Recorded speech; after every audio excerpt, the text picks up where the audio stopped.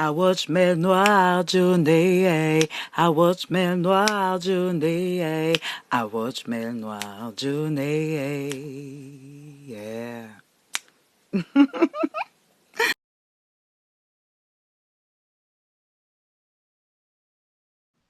Bonsoir Rachida, tu nous as manqué. Oui, encore une fois, je vous rappelle le sujet qui est comment garder la paix dans le cœur. Et quand je vous dis de parler à cet enfant qui est en vous, c'est maintenant que vous êtes capable d'identifier ce qui vous fait du mal, être très spécifique sur votre request, sur votre demande, vous pouvez maintenant parler correctement, vous parlez correctement, avec des vrais arguments, parce que vous les connaissez. Et vous voyez quand vous faites cette démarche-là, automatiquement, il y a un calme qui va se réinstaurer en vous. C'est une petite prise de contrôle. Il y a quelques minutes, vous étiez débordé, vous étiez affolé. Et maintenant, le fait de prendre ce recul, de regarder vraiment ce qui se passe, de mettre un mot, un terme, une phrase à ce problème, vous prenez de l'autorité. Alors, vous allez mieux. Donc, ça ne servait à rien de s'affoler. Alors, encore une fois, expirez, parlez-vous à vous-même. On vous parle aussi de choisir vos priorités. Je vous dis ça pourquoi? Parce que quand ça vient en cafouillage dans la tête, surtout quand vous avez quelque chose à faire de précis et que tout va mal. La famille, il y a un membre de la famille qui est malade. Au travail, c'est un stress parce que vous êtes en haute période. Il faut rendre un rapport. Un client s'est plaint. Ça fait beaucoup de choses à gérer en même temps. Comment faire? Agissez par ordre de priorité. Ça rajoutez avec vos propres enfants. Ça nous arrive, oui, effectivement.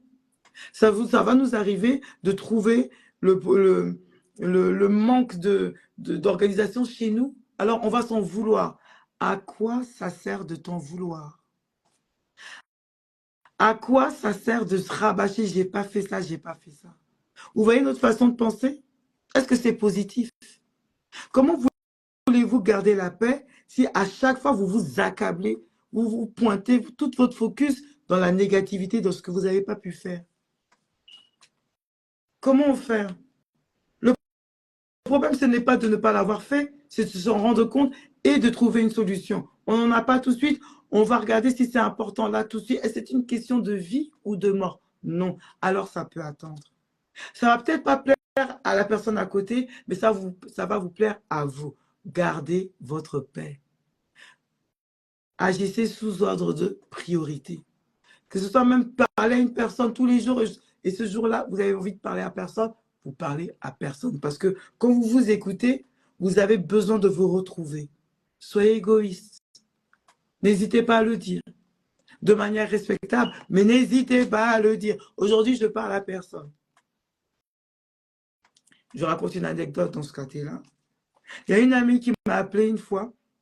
Et moi, j'étais débordée avec mes millions d'enfants. Ma voiture, crevaison. Machine à laver, quelque chose qui était bouché, donc ça n'essorait pas. J'étais débordée. Mon ami avait vraiment urgemment besoin de me parler. Je lui ai dit, hey, excuse-moi ma chérie, mais alors là, je ne suis pas en mesure d'écouter quiconque. Je te rappellerai quand j'aurai le temps. Ne le prends pas mal, mais là, franchement, je ne peux pas te parler. La personne a fait gros cœur, je vous dis. M'a insulté d'ingrate. M'a insulté que lui, quand c'est toi, dans mes oreilles. Parce que j'ai tout simplement dit ce que je pensais à la personne. Jusqu'aujourd'hui, on ne se parle plus. Parce que je ne peux pas forcer des gens comme ça. Mais au moins, j'ai toujours eu cette paix-là. Parce que je me mets en priorité. Parce que c'est bien de donner aux autres. Mais quand tu ne te donnes pas à toi-même, qui va te donner? Quand tu as vraiment besoin de ça, qui va te donner? Il faut d'abord être maître de sa propre vie, de ne pas dépendre des autres, parce que ça évite des situations pareilles. Quand tu n'as pas ce temps à accorder, dis-lui clairement. Même si ça va froisser votre amitié. Elle se froisse, c'est parce qu'elle n'était peut-être pas aussi franche ou aussi sincère avec moi. Je ne sais pas, c'est son problème à elle. Mais je sais que j'ai été en paix et je suis toujours en paix avec moi-même. Le plus important, c'est d'être en paix avec soi-même. Comme je vous dis encore aujourd'hui, le sujet d'aujourd'hui qui est comment garder sa paix. C'est en restant vrai avec soi-même pour commencer aussi. N'hésitez pas. Quand on dit profiter également de l'instant présent, l'anxiété, les stress, les sommeils causés ou les troubles du sommeil, c'est parce qu'on pense à des choses que finalement, on ne peut pas régler là tout de suite. Tu peux pas. Mon père m'a dit tout à l'heure, toi seul, tu es maître de ta propre pensée. C'est pas les autres, c'est toi seul. Donc, qu'est-ce que toi, tu veux penser? Tu veux penser quoi? Tu veux penser que tu vas y arriver dans 10 ans? Tu veux te donner des excuses quand j'aurai l'argent, je pourrai faire. Alors, tu te crées des problèmes pour dans 20 ans. Et puis, à l'instant présent, tu vis pas. Tu manges pas à ta faim. Tu fais des économies pour, je ne sais, tu sais même pas pourquoi même tu fais tes économies, mais tu sais que tu dois en faire parce que tout le monde en fait. Mais tu ne jouis même pas de la vie que Dieu t'a donnée actuellement. Avec le peu d'argent, tu peux te faire un petit café dehors. Ça, là même, tu veux pas. Les gens meurent tous les jours. Tous les jours. Maintenant, qu'est-ce que nous, on décide de faire à l'instant présent? Se soucier du passé? Oh, mais comment j'ai pu me faire tomber? Comment il a pu me dire ça? Comment il m'a fait perdre du temps? Comment? Mais c'est déjà passé, meuf. C'est déjà passé. À quoi ça sert de se ravivocher l'esprit de quelque chose qui est déjà passé?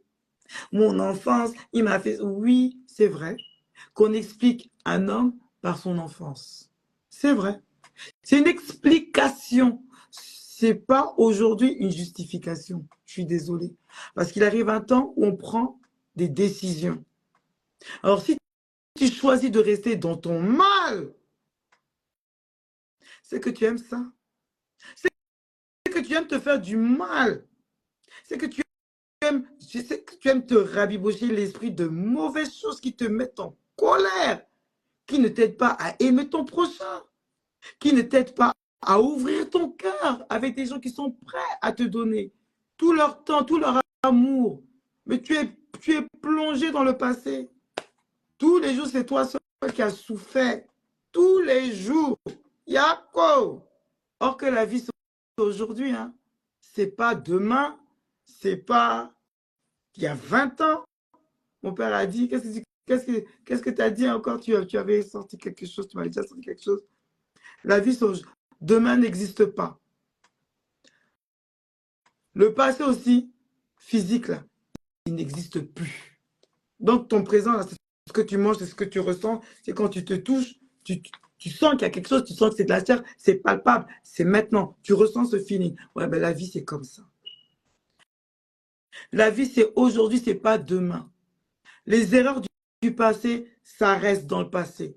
Il ne faut pas vous dire que vous avez fauté. Non, soyez focus dans le présent, dans ce que vous pouvez changer là tout de suite. Pas dans 10 ans, pas à partir de demain, dans 20 ans. Non, c'est aujourd'hui. C'est ça, on vous dit de choisir vos priorités. Ce que vous pouvez faire là, à l'instant présent. Ça va vous soulager. Ça va vous aider à dire que, ah, au moins ça, je l'ai fait. Mais quand vous avancez bras ballants, avec les problèmes sur vos dos, on dirait je suis Rémi sans famille, je marche dans la rue, hein, mais parce que tu penses encore à comment tu as souffert. Or que aujourd'hui, Dieu te donne ton souffle de vie actuel pour trouver le temps d'être heureux. Il ne faut pas vous mettre des barres hautes pour rien. Ça dépend de vous. Profitez de l'instant présent. Regardez les gens autour de vous. Prenez le temps de les appeler s'ils vous manquent. Le pardon libère, non. Vous avez envie de parler à cette personne, parlez-lui. Vous avez envie d'aller manger quelque chose, allez le manger, ça va pas vous tuer. Oui, mais c'est vrai que si on s'écoute, on va prendre des kilos de trop. On ne vous a pas dit d'être dans l'excès. Ceux qui sont dans l'excès, là, c'est autre chose. On va prendre un petit verre, après vous terminez la bouteille, c'est l'excès. On ne vous a pas demandé de finir la bouteille aussi. Si vous voulez la finir, pensez aux conséquences. Est-ce que je peux me permettre de la finir? Est-ce que je vais rentrer en sécurité?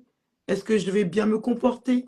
C'est ce genre de questions que vous pouvez vous poser pour agir en conséquence sur l'instant présent. Mais agir au feeling, on n'est plus des enfants. On vous parle aussi de développer, je vous parle aussi de développer des capacités. Ça veut dire quoi? La communication. Je ne le dirai jamais assez. Parce que ce que vous avez dans le cœur vous perturbe. Hein? On vous dit de garder la paix dans le cœur. Il y a beaucoup de choses qui se passent qui ont été non dites. Et le diable, il aime ça. Hein? Le Shaitan, il aime quand vous fermez vos gueules, vous acceptez le mal. Il aime ça.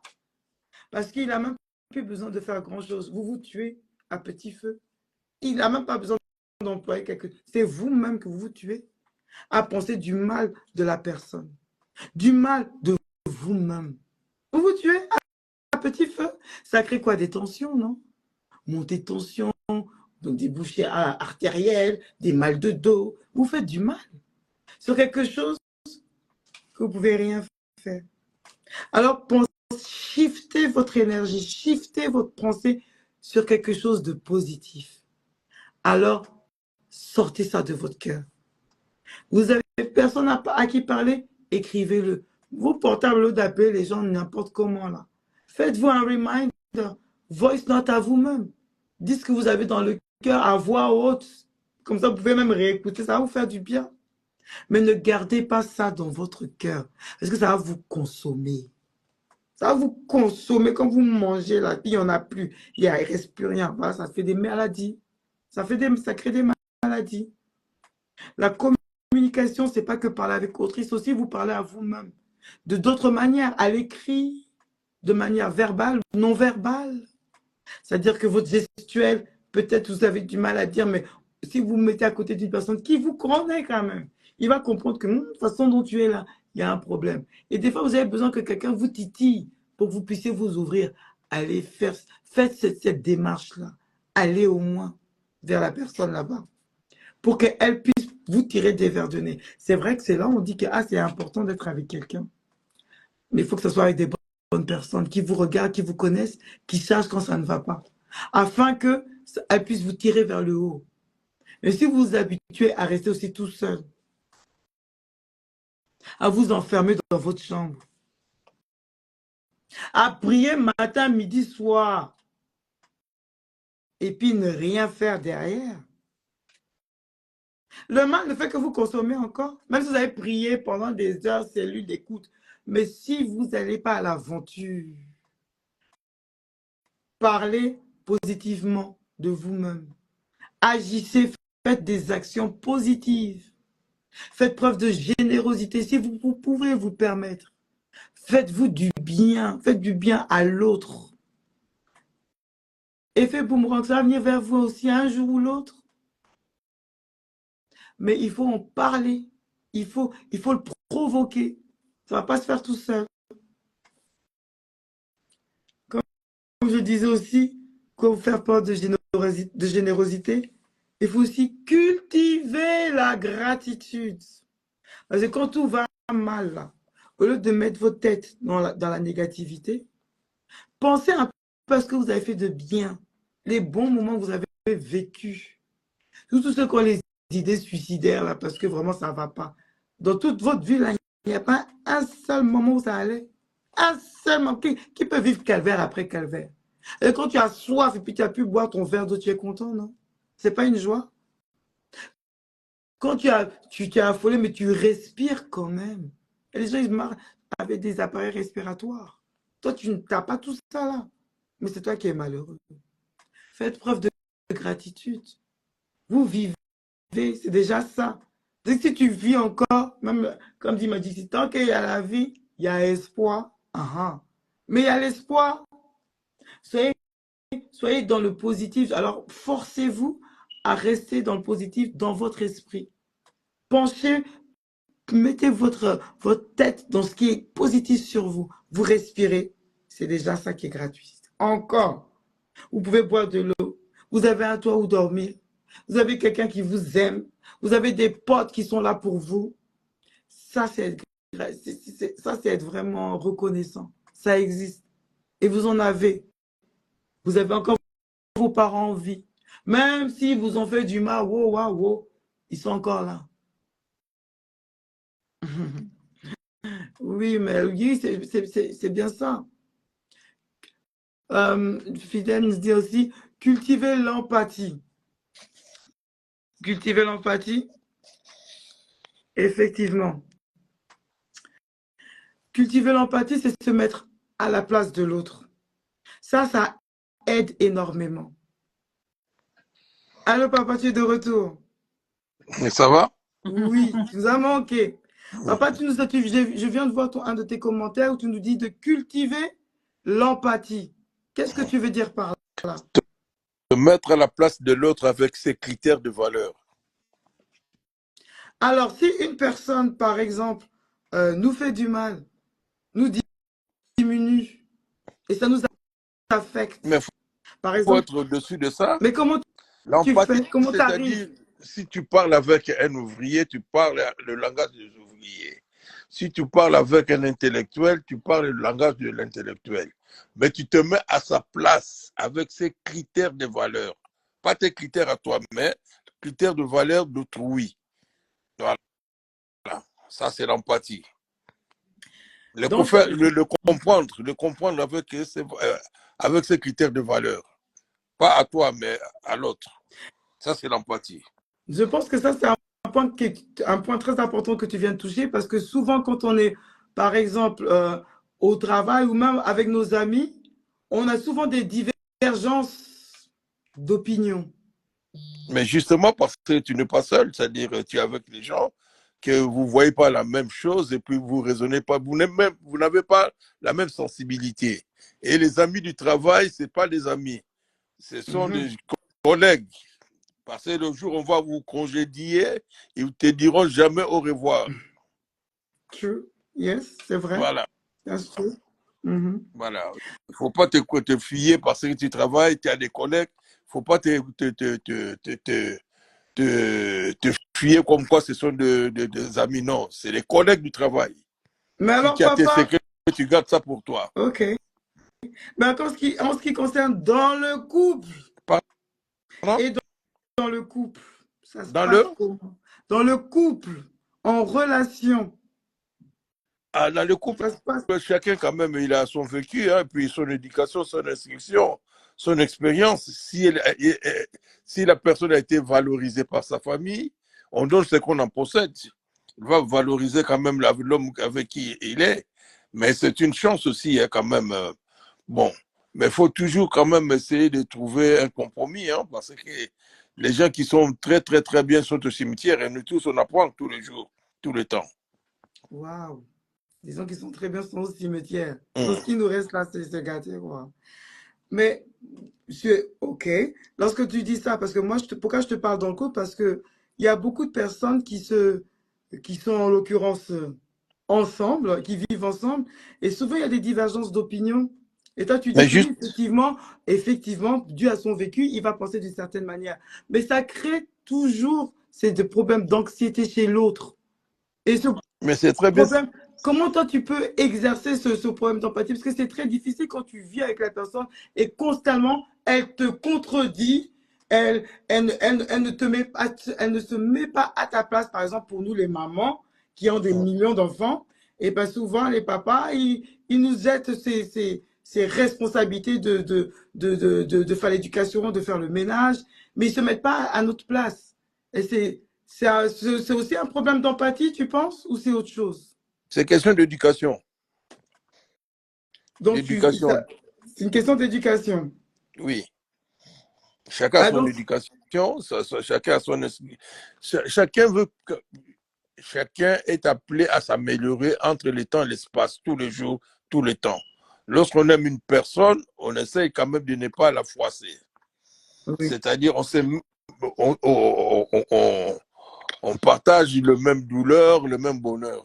S'il y a des différences, c'est tout à fait normal parce que l'autre n'a pas la même sensibilité que toi. Il ne oui. voit pas la chose, on n'entend pas la même chose, on ne voit pas la même chose, on n'interprète pas la même chose. Ça fait la différence entre les machines et puis l'homme. L'homme, il a sa sensibilité, il a son vécu. Et personne ne peut être propriétaire de l'autre. Ça, c'est bien, il faut vraiment se le rappeler, surtout quand on est en couple. Donc, du coup, il faut engager un dialogue. Mais justement, lorsqu'il n'y a pas de dialogue, il y a un conflit. Ouais, Voilà. ouais. Mais j'espère que ça peut éclairer beaucoup d'entre nous, parce que ce problème d'empathie, surtout dans le couple, c'est quelque chose qui n'est pas évident, de se mettre à la place de l'autre. Mais il faut Et- essayer de cultiver justement. C'est une des raisons quand même de cultiver l'empathie. Mais Parce que comment tu fais? Comment tu fais, papa? Comment tu fais pour cultiver Mais cette empathie? Laetitia, c'est pas du jour au lendemain. C'est-à-dire, entre le temps et l'espace, l'homme évolue. Vous êtes encore jeune, vous avez des sensibilités et surtout, vous avez votre ego. Il faut tuer son ego. Arrivé à un certain âge, on tue son ego. On voit, on voit plus les choses de la même manière lorsqu'on avait 18 ans. Oui. Voilà. C'est-à-dire qu'il faut tuer d'abord son ego et là, tu commences à comprendre l'autre facilement. Mais quand tu dis tuer ton ego, c'est-à-dire se mettre notre ego de côté et d'essayer d'entendre l'autre? Justement, parce que tu n'es pas le propriétaire de l'autre et tu n'es pas le propriétaire de sa pensée ni de sa sensibilité. En fait, c'est à l'autre personne de se rendre compte de la personne avec qui il est à part entière. Mais justement, il faut avoir la tolérance, quoi, Ouais. parce que tu n'es pas propriétaire de l'autre. Vous avez écouté? Ça vient d'un grand sage. Il faut Ouais. vraiment pratiquer, cultiver, comme tu dis, papa, l'empathie, c'est-à-dire essayer de se mettre à la place de l'autre. Donc, quand une Ouais. personne essaie de vous communiquer son désarroi, son problème, il ne faut pas la juger, en fait. Non. Il faut essayer de la comprendre. On appelle ça frame of reference, actually. C'est-à-dire qu'on va essayer de la comprendre à sa juste valeur. Pas en fonction de ce que nous, on ressent, entre ce que nous, on a vécu notre éducation. Ça, on met ça de côté. On la regarde à part entière. C'est une personne peut-être qui a vécu avec ses parents ou sans parents, ou alors sans parents, ou qui n'a pas grandi avec des frères et des sœurs. Donc, sa façon de voir les choses va être très différente de la tienne, par exemple.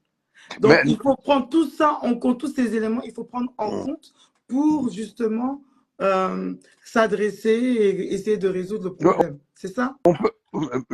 nonobstant qu'on n'a pas connu l'amour des parents, on peut modeler sa vie. Modeler sa vie. C'est-à-dire Mais qu'il y a pourquoi il y une a des gens... projection, Oui. on essaie de s'identifier à la personne et on modèle sa vie. Parce qu'on a ce qu'on appelle la conscience, c'est le libre arbitre.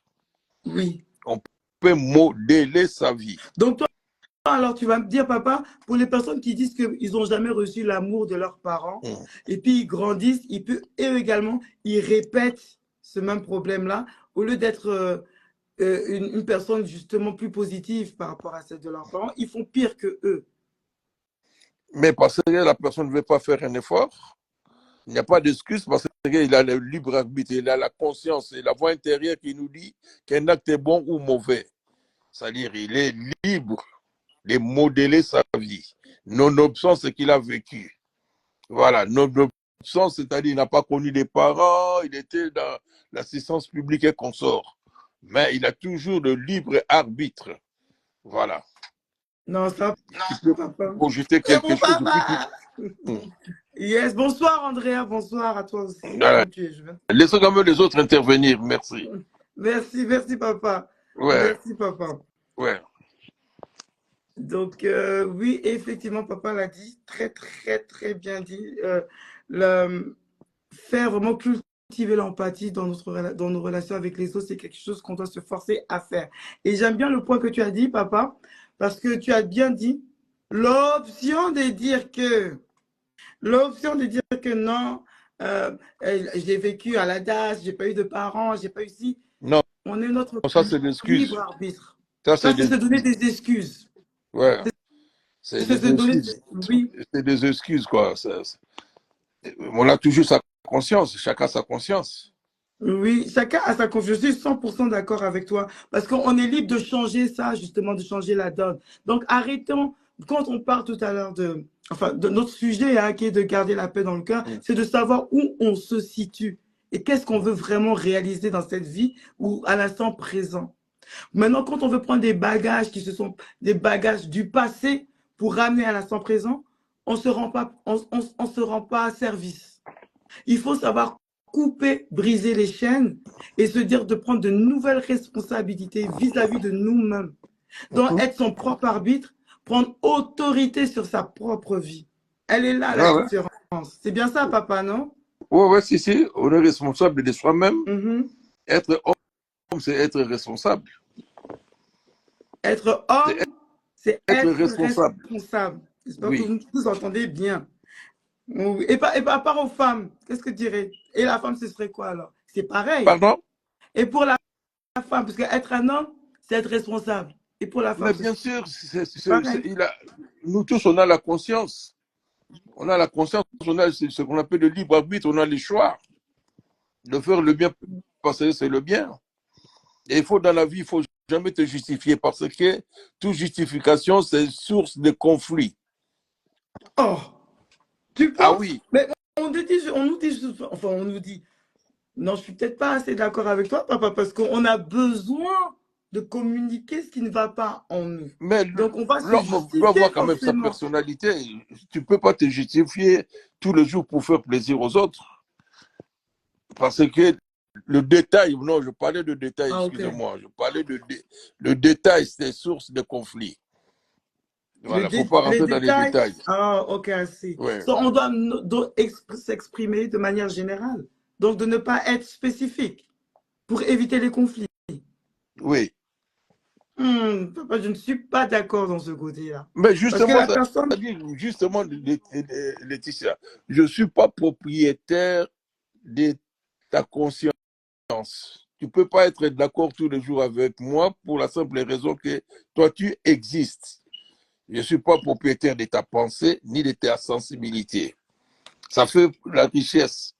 On se complète, on se comprend, on se tolère. Voilà.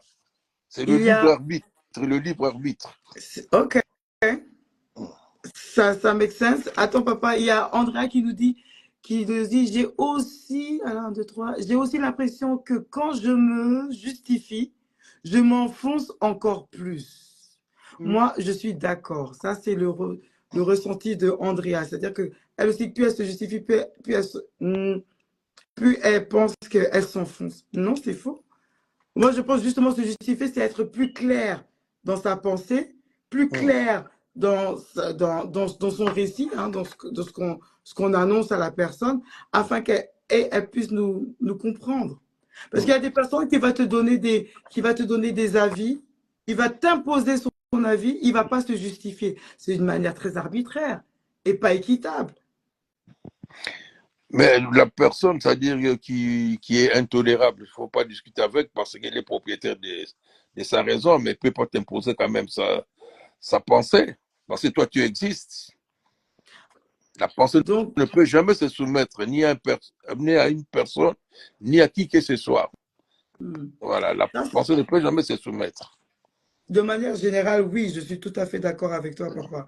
Mais on compte, par exemple, moi, dans les couples, il y a des personnes qui on va pas parler dans les générales, moi je peux parler de ma propre exemple. Hein. Mon propre exemple, on m'a toujours dit que j'ai un caractère très très fort, papa. C'est ça mon Parce que tu as une forte personnalité, c'est tout.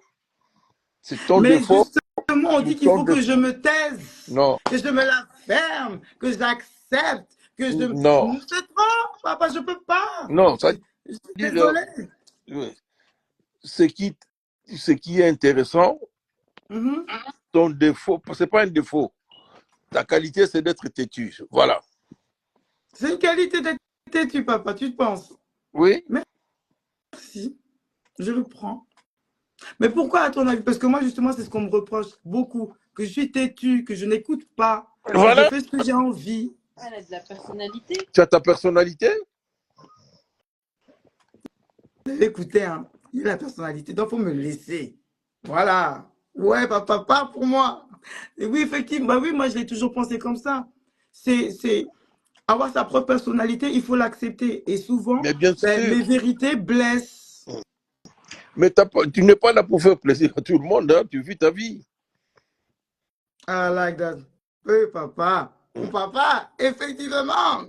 Quand on dit qu'on a le papa qui est avec nous, les parents sont avec nous, ça nous rend plus forts. C'est vrai. Mais Parce moi, je ne vous ai qu'effectivement, jamais insulté. c'est Je vous ai toujours respecté. Je... vrai. Ouais. Alors, Andrea nous dit, attends, j'ai vraiment besoin, je vois à moitié ce que tu dis, c'est pas possible, la lunette. Alors, voilà, tu ne peux pas te taire parce que te taire, c'est de t'éteindre. Oui, c'est vrai. Oui. C'est vrai. Oui, oui, tu vas te répondre, oui, effectivement. Alors, lorsque tu dis qu'il ne faut pas se justifier, et si justement on se justifie, c'est comme s'il y avait un non-dit qui reste en nous, et c'est ça qui va nous ronger. Moi, je préfère parler de mon propre exemple parce que je n'aime pas pointer du doigt. C'est pour ça que je me focalise que sur ce que moi, je connais en tant que mon vécu. Mais c'est à moi qui est propre. Parce que je rejoins Andrea, je pense qu'on est plus ou moins pareil. Lorsqu'on a des choses à dire, on va les dire. Et on a peut-être d'autres personnes qui vont penser qu'on se justifie, mais en fait, nous essayons de clarifier notre pensée. Et maintenant, toi, tu nous dis, se justifier, c'est être à l'encontre. C'est-à-dire qu'on ne devrait même pas se justifier. C'est comme si, finalement, aux yeux des autres, on s'impose. Mais ça veut dire que tu ne peux pas te justifier, tu ne peux pas faire plaisir à tout le monde. Tu vis ta vie. Je suis d'accord avec toi et de toute façon, c'est quelque chose que moi, je pratique tous les jours. Ça ne changera pas. Donc, on est vraiment bien et bien d'accord sur le fait que l'empathie, c'est quelque chose qu'il faut cultiver, c'est quelque chose qu'il faut se permettre de s'octroyer le droit de faire, parce que c'est pour justement mener pour avoir une relation plus saine avec les personnes qui nous entourent. On est d'accord. Mais en tout cas, papa, merci de ton intervention. Ouais. Et puis, courage, félicitations. Merci beaucoup, papa. Ouais. On est ensemble. Ouais, Au merci. revoir. Donc, effectivement, se taire, moi, je pense que ça dépend de tout à chacun. Mais généralement, lorsqu'on a exprimé le fin fond de sa pensée, on sait que tous nos points ont été dits. La justification après, ça vous regarde. Donc, je comprends, papa, lorsque tu dis se justifier, des fois, ça ne sert à rien. Et souvent, il y a des gens qui sont autour de nous, qui nous écoutent, à qui on est en train d'émettre un problème ou d'expliquer, et ils ne sont pas prêts à nous écouter. Donc, ça ne sert à rien de te justifier et de perdre ton temps et de te donner de l'anxiété. À toi de faire le jugement. Hein? Et encore une fois, si ça t'aide à mieux dormir, tu l'as dit. Si ça ne t'aide pas, tu zappes. Après, je dis, il faut prendre aussi le temps de s'apprécier, d'apprécier le silence. Parce que souvent, quand il y a ces palpitations, quand il y a des choses dans notre tête, quand nos enfants nous fatiguent, nos maris nous fatiguent, X, Y, Z, on ne sait plus où donner de la tête. Des fois, on veut sortir, on n'a même plus, même quand on prie, il y a encore des choses dans notre tête, des voix qui viennent, on voit plus clair.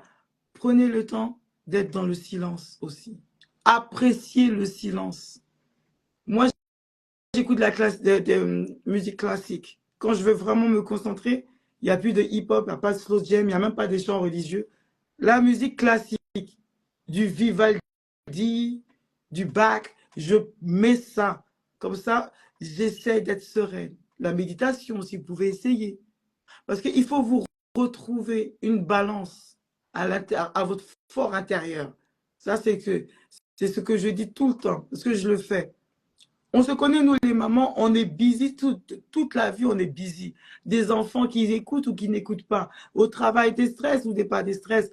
Des ménages, on est surmenés. Les hommes, pareil. Au travail, vos problèmes d'ego, le problème d'argent, qu'il faut mettre de l'argent sur la popote, il faut acheter ci à vos femmes. C'est compliqué. Ça vous donne des palpitations de blood pressure. On a blood pressure in French. Blood pressure, aidez-moi. La prise de la tension, voilà, ça vous crée de la tension. Alors prenez le temps de stop everything, le silence. Essayez, s'il vous plaît, même essayer de dormir avec de la musique classique. Soyez sans préjugés. Vous allez voir que vous allez vous relaxer. Vous allez dans Spotify, Classical Music, et puis vous allez entendre, il y aura toute une sélection qui vont vous apaiser. Il faut apprendre, soyez ouverts.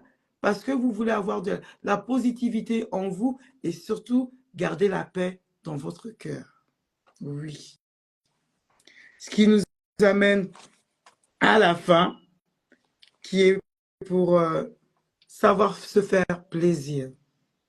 Oui, se faire plaisir. Prenez le temps pour vous. La paix du cœur, elle se consomme de manière égoïste. Allez vous asseoir dans une terrasse, prenez un verre de vin. Pour ceux qui ne boivent pas, de l'eau glacée ou un très beau cocktail sans alcool. Faites-vous un bon bain. Faites-vous plaisir. Accordez-vous ce plaisir. Et quand vous avez ce plaisir en main, regardez-le bien. Filmez, faites des photos.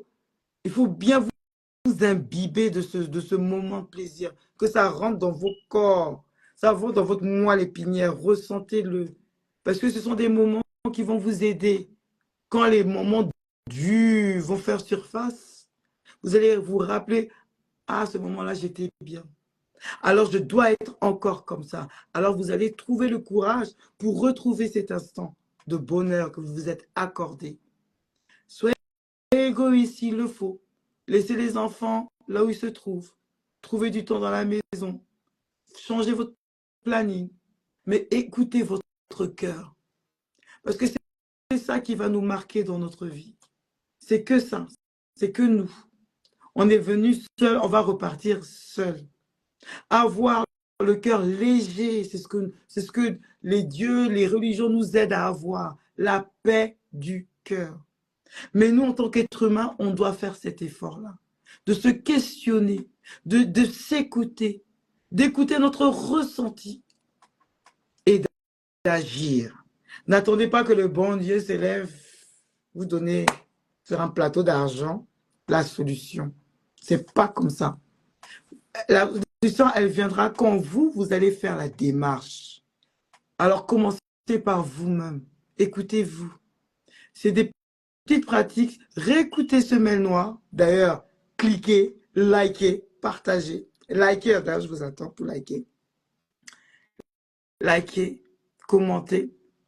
Mais en tout cas, réécoutez-le quand vous allez au travail, le matin, quand vous faites votre ménage, quand vous avez du temps, écoutez-le quand vous êtes en voiture, réécoutez Semelle Noire. Et j'espère que ça va vous éclairer, que vous allez vous rappeler de toutes les astuces, de tout ce qu'on a parlé et essayer de mettre ça en pratique dans votre journée.